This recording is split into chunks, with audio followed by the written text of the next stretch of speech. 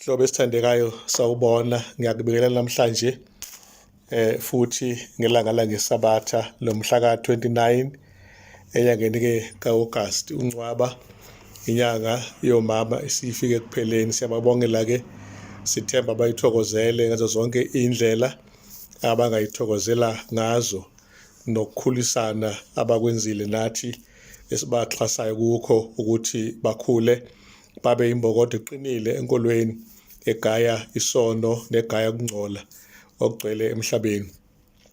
Ngithanda-ke ukuba nginikhombe futhi khona esifundweni sika-9 esikhuluma-ke isihlobo sami ngokuthuthukisa ingqondo ezuzayo.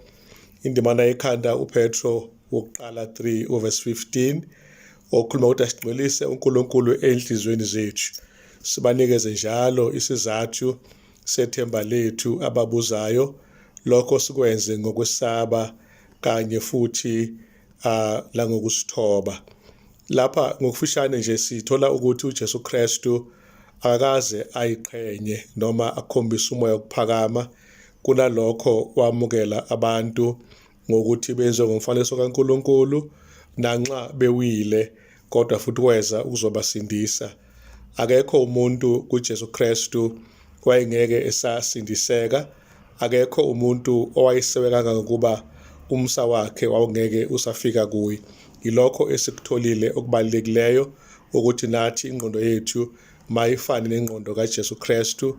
Uma senza kanje njengebandla siyoba isibusiso emhlabeni nasezulwini nasemphakathini, sozuza abantu abaningi ngoba sinengqondo enhle nothando kanye nokubabuka ngenhloso yokubona okuhle kubo kunokubona okubi kubo. Sinebhadi-ke lokuthi noma sesikhona enkonzweni sazana ngokubi nangamaphutha, kanti kumele ngabe sibukana la umuntu engcono khona nala yenza khona kahle khona, sinikane amandla kuleyo ndawo, sikhuthazane kuleyo ndawo. Kodwa ikhathi eningi sikhombana ngezici ngoba sinomqondo okwahlulela nokubukela abanye abantu phansi nokuphakama sibe singcono kunabo. Inkosi ngathi ngawukhipha lo mqondo, isifundo sonke siphethe lo myalezo ohlasela leyo ngqondo ebhedayo. Make sikhuleke. Baba wethu olungileyo osezulwini, yeba nathi namhlanje kwelanga lakho Nkosi lesabatha elingcwele elibusisiwe. Siyacela ukuthi ube nathi esifundweni esibhekile evikini, sasithola ukuba sihle simnandi sikhuluma amazwi akhayo naqinisayo. Sicela ingqondo kaKristu ayinayo lapha emhlabeni nathi sibe nayo, masifuze uJesu yena oyinkosi yethu ngokwenza nangokukhuluma lange-attitude esinayo kwabanye. Sihole ngoJesu umhlengo bongamanje nobongaphakade balabantwana bakho bonke lenkonzo efanele kubona manje izobe phakade. Amen. Hlobo zami-ke ey'thandekayo, bengisachaza-ke ukubuka ukuthi uJesu Kristu waba nethonya kubantu labo abakholelwa kuye. Lokhu ekwenza ngenxa yesizathu sokuthi wabe enaka futhi wabe ebathanda nokuthi nabo babekholwa nguye. Ngakho-ke kuleli viki-ke ake silungise ingqondo, mhlambe esibe nayo ikhathi ey'ningi zokucwasa abantu, siyishiye manje leyo ngqondo bazalwane, kodwa sibe nengqondo yokubuka abantu ngehlo uJesu ababuke ngalo, sibe nomqondo ofuze owakhe. Lapha-ke kuJohn 4:27-30 no-39-42 sixoxelwa nje indaba ngomama waseSamariya. uJesu abonakala ngasemthonjeni ekhuluma naye.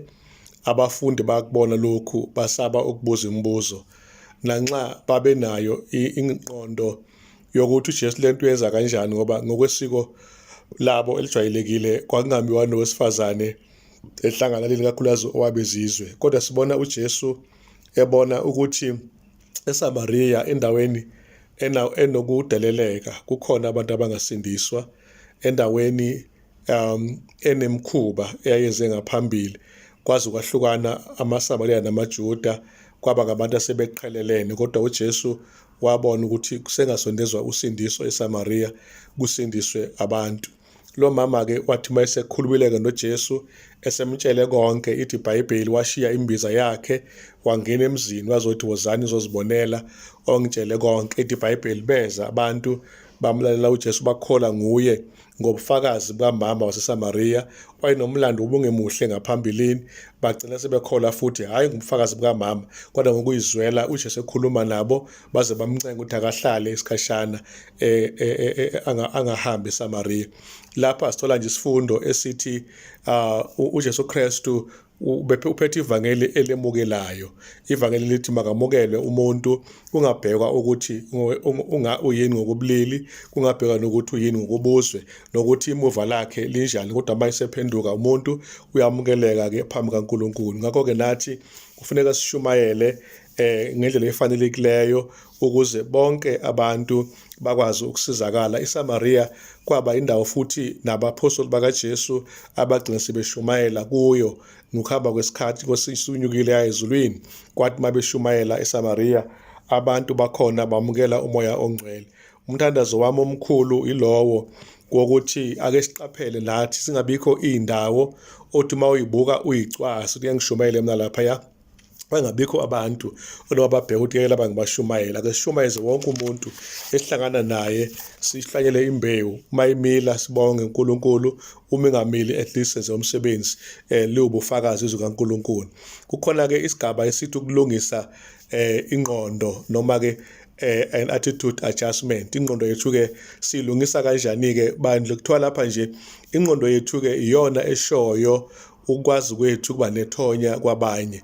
Ngize ngakuqaphela-ke mina ukuthi ithonya esinalo, wonke umuntu unethonya-ke bakithi, noma uyasisholo wena noma ushongo, kodwa nje khona umuntu othi uma ukhuluma lento oyishoyo ayizwe, lo unethonya kuye.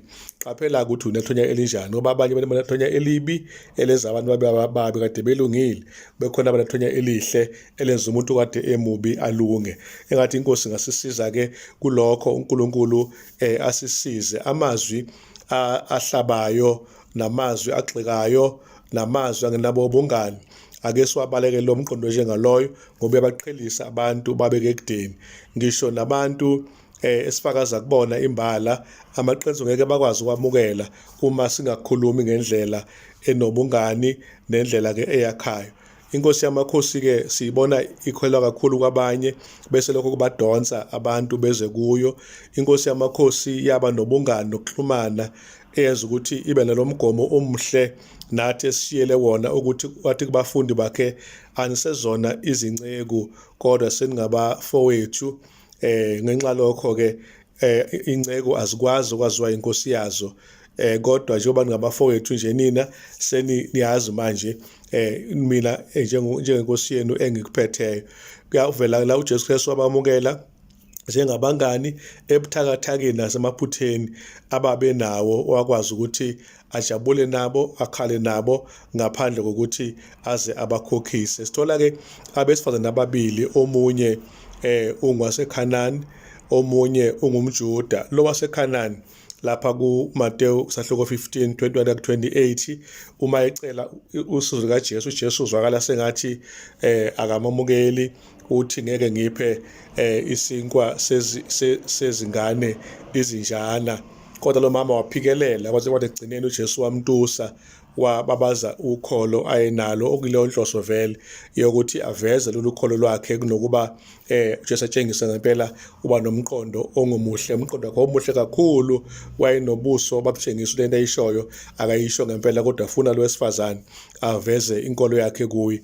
Sibona-ke futhi lona-ke oza naye ezogcoba inkosi yethu uJesu ngamafutha elani eliphezulu, engumJuda, naye uzozibongela ngoba inkosi ikhona emenzele khona. Masibheka nje la sibona ama-attitude amabili, attitude yomuntu wesifazane ophikelela noma kungathi akulula akucelayo kutholakala masishane.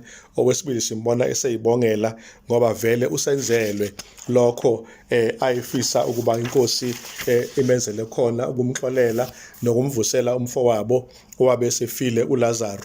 Siyathola-ke ukuthi okunye okubalulekileyo la ihlobo kuthiwa masethule iqiniso ngothando. Khona engiyiphawula la ukuthi ubungani bubodwa abazuzi abantu, kungaba mnandi ukuba nathi sijabule kuba phakathi kwabantu, kodwa masingabatsheli lutho ngoJesu ngeke baze bazi ngaye. Okubalulekileyo ukuthi uthando alulifihli iqiniso, kodwa kunalokho laliveza iqiniso ngoba kumele livele, kodwa lokho masikuveze ngothando. uPawulu utuse ibandla eseThesalonika ngomsebenzi wokukholwa, ukusebenza kothando, ukubekezela ethembeni, enkosini uJesu Kristu kanye nakuNkulunkulu, naphambi kaNkulunkulu uyise. Leyo nto atuse ngazo ibandla. Umbuzo uthi nathi singathusa amabandla ethu njengabaholi bengaba njani ngempela uma besingabona okuhle emabandleni kunokubona okungekuhle kuwona? Yebo, amabandla abuthaka, kodwa ake ubheke lento enhle uphakamise yona, futhi ulisize ibandla ukuthi likwazi ukuzibona linethuba lokwenza okuhle. Umama White uma ekhuluma encwadini iTestimonies for the Church volume 9 upage 189 uthi uma singayithuba phambi kaNkulunkulu, sibe mnene, sibe nesihawu, sibe nenhliziyo enhle nozwela, singakwazi ukuba la sizuze khona umuntu oyedwa, sizuze abantu abayikhulu. Yazi ngithemba ngibheka le 1/100 ngabona ukuthi ukungazuzeki kwabantu ngaphandle kokuba ulukhuni, kodwa nathi asikenzi ngendlela kaJesu, ingakho bengatholakali abantu. Ibandla likabe sesimeni lokwemukela imiphefumulo emisha efikayo, ingakho nenkosi ingayiphonsi ngobuningi imiphefumulo ebandleni, ngoba singabi lento efuneka sibe yiyona. Ngiyacela sibe yilokho Jesu afuna sibe yikho, ukuze imiphefumulo mayingena ingafiki ikhubeke futhi ebandleni. Engathi uNkulunkulu wezulu nomhlaba, hlobo sami, engakubusisa kulekelele sonke isikhathi uyiqaphela le ndawana yokuthi attitude yakho inhle, iqiniso oluthulayo kubantu ulithula ngendlela enothando nokubekezela, lingasitheli iqiniso. uJesu uyini? Uyiyo indlela, uyiqiniso nokuphila. Naye azange akufihle kuyiqiniso ngoba akha ubungani nabantu. Ebunganini masingabi namahloni ngevangeli, ngoba lingamandla kaNkulunkulu kube insindiso. Uma sihlabela phambili bengigcine ngokuthi-ke ivangeli lingamandla kaNkulunkulu kube insindiso. Sithola lapha isisekelo sokwamukeleka. Indima yethu uRomans 15:7 uyasitshela uthi ngakho-ke yamukelanani omunye nomunye njengoba noKristu enemukele kwenkazimulo kaNkulunkulu. uEfesu 4:32 yena uthi-ke ibani mnene omunye nomunye, nibe nenhliziyo ethambileyo, nixolelane njengoba naye uNkulunkulu anixolela kuKristu. Lamazwi isihlobo sami angena phansi kwesigaba esithi isekelo sokwamukela. Yini isekelo sokwamukela na? Ingoba usithandile yena uNkulunkulu, olwakhe uthando kithi luyisisekelo sokwamukela abanye abantu nokuba sibaxolele njengoba naye enzile kithina. KwabaseRoma 5:6 kuya ku-10. Kafushane nje le ndima engiqale ngazo ngasenhla, uRomans 15:7 noEfesu 4:32 basakhela isithombe sokuthi uPawulu ubeka umgomo esingawudwebela sonke kokwamukela omunye nomunye, ukuthi uKristu wasixolela nathi, wasemukela nathi. Ngakho-ke nathi asikwazi ukuxolela abanye, sibamukele. Ngeke kwenzeke-ke singakwazi lokho, ngoba nathi simukelekile, saxolelwa, nathi sixolele futhi abanye abantu. Ngokucacileyo bazalwane bami, uJesu Kristu umukele abantu, nathi wasifundisa futhi ukuthi masingacwasani, masamukelane. Indaba yokuthi umuntu kufanele aze angabi nasici ukuze simamukele ayiyona evangelini. Simamukele umuntu ebuthakathaka enjalo, sesikhula naye aze agcine eyinqoba lezo zinto lezo. Ngicabanga ujule kafushane lapha ukuthi uqobo lwakho iziphi izinto ozenzileyo nosazabalaza ngazo, mhlambe futhi eyibonakalisayo ukuthi la uqobo kwesabisa na. Kufanele kwesabe uma usenengqonjwana incane yokuthi uthukuthelele omunye umzalwane nokucwasa abanye ngamaphutha abo nokunye okufuze lokho. Ngokukholwa-ke masamukele uKristu and then esamukele nabanye abantu njengoba na uqobo esemukelile. Asiphinde-ke futhi sazi ukuthi uNkulunkulu wami singabi nazo izono nathi ezizono zethu, kodwa esiqinela ngazo abanye ubona bengasazi abantu. Sengathi uNkulunkulu lakho engasisiza asinikeze indlela yokungabi nomoya onjalo. Ngenxa yokuthi uJesu Kristu wasifela siseyizoni, nathi kumele sibusane noNkulunkulu, nabanye abantu abayizitha sebamukele njengoba uNkulunkulu nathi esemukelile. uNkulunkulu usithandile njengoba sengichazile, lokho kuyisekelo nasokuthanda abanye abantu. Ngifuna ukusho ukuthi-ke masingahluleki, singadembeseli ukuthanda, futhi masithande ngothando lokwaba inkolo eguqula izimpilo, amaqiniso aphakade, hhayi nje okunye, kodwa amaqiniso aphakade ebunganeni esingaba nabo nabanye abantu. Ngiyacela futhi ukuthi bathandekayo, sibe ngabantu abamqondo ufuze ukaJesu, la esho khona lapha uNkulunkulu ukuthi akunandaba ukuthi umuntu wenzeni, makaxolelwe. Uma nje eguquka unikezwa namandla okuguquka, ngoba uNkulunkulu lo msebenzi awenzayo.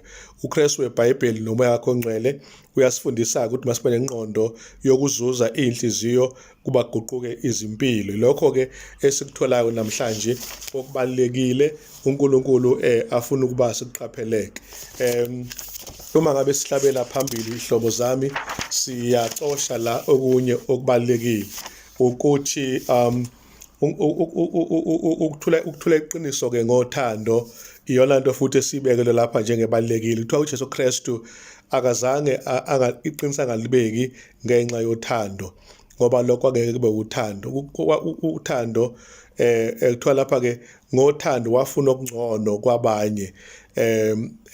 Uthando-ke alunayo impi neqiniso. Kunalokho-ke iqiniso malethulwe ngobumnene nangothando. uJesu Kristu ushilo wathi ngidlela iqiniso nokuphila, John 14:6, and usindiso-ke lungaye kuphela, akekho omunye, ncwadi Ezenzo 4:12. Lapha-ke sithola ukuthi ngomsa wakhe uNkulunkulu usindisa bonke abantu ngempilo yakhe.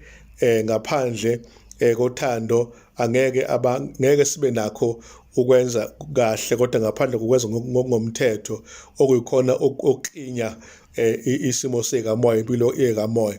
Masibe ngabantu-ke abaqondayo ukuthi ngaphandle kothando ngeke sibaholele abantu eqinisweni, kodwa ngothando abantu bazokwazi ukuba bangacwili olwandle lokungazi nokudideka. Iqiniso balethule ngothando nangomfutho.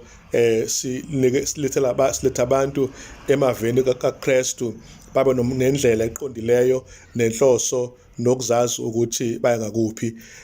Into ebalulekileyo nje kafushane ku1 Peter 3:15 akusemqoka nje ilapha ukuthi uma sibatshela abantu iqiniso esikholwa yilo, sibatshele ngokuthobeka nangokwesaba. Kanti kuTimothy 4:2 uma sishumela izwi silungile ngesikhathi noma kungesona, lokho sikwenza ngakho ukubekezela nokufundisa. Siphinde futhi sibe ngabantu abamnene laphana-ke kuTimothy wesithathu, Titus wesithathu 3 sahluko verse 4 no-5. Ngokufushane nje onke lamazwi bazalwane abonisa ukuthi uNkulunkulu ubedinga abazalwane nobuholi bebandla, abafundisi abakwazi ukuchazela abantu ngevangeli ngothando, bekusho lokhu bebaqondisa indlela ebuyayo, ukuze lokho bakwenze ngokusaba nangokuthuthumela. Ekuzithobeni kukhona ubukhulu nokuphakama kwenkolo, siyivikela sithobekile. uPawuli uphinde futhi akhulume noTimothy njengoba sengishilo ethi shumayela izwi, ulungele ukuyenza lento kuyisikhathi noma kungesona, uthi qondisa, eyala, sola, thethisa, konke lokwenza ngokubekezela. Aphinde futhi akhumbuze uThithu ukuthi konke azokwenza akwenze ngokuthanda uNkulunkulu, ukuze kusindiswe abantu abazelwe nguye. uThithu wesithathu verse 5. Nathi-ke futhi singakwazi ukubika amaqiniso ngokukhulu ukuzithoba kanye nobumnene. Lokhu sikwenza-ke ngoba nathi iNkosi simemile, iyasihlanganisa nayo ngothando. Masamukele-ke abantu ezinsukwini zokugcina ngenhliziyo nangengqondo kaJesu, ukuze bonke abantu bakwazi ukuthola iqiniso, balamukele. Lokho kuyisifiso sami nami egameni leNkosi yethu, egama layo linguJesu Kristu, uBaba wethu osezulwini. Kunombuzo-ke uthi uma ungabuzwa ukuthi kungani ungumKristu ungaphendula uthini? mina ngingathi nje ngingumKristu ngenxa kaKristu. Ilokho engingakukhuluma hlobo sami. Ivangeli selenza umsebenzi omkhulu empilweni yami, ingakho ngingumKristu namhlanje, ngoba lingiguqulile langithamba sinengeza ngaba umthanjiswa, kwaphuma inkani nako konke okunye ney'nkanuko zalenyama kwaphuma ngenxa yevangeli. Ngakho ngingumKristu, kanti futhi khona ithemba uma ngingumKristu lokuthi uma sengihambe kahle phambi kwakhe ekugcineni kukhona umklomelo engizowuthola okungiphila okuphakade. Ekugcineni-ke umcabango okugcina obalulekileyo encwadini Zero of Ages page 826 no-827 lapha umama u-Ellen White, ake ngimbuke nje ukuthi usibekela kanjani le ndaba yakhe. Uthi-ke kuKristu kwaba khona ubumnene njengomalusi onothando nomzali onothando olungenakulinganiswa, njengomsindisi onomusa ongenakulinganiswa. Iy'busiso zakhe zethulwa ngendlela esabekayo.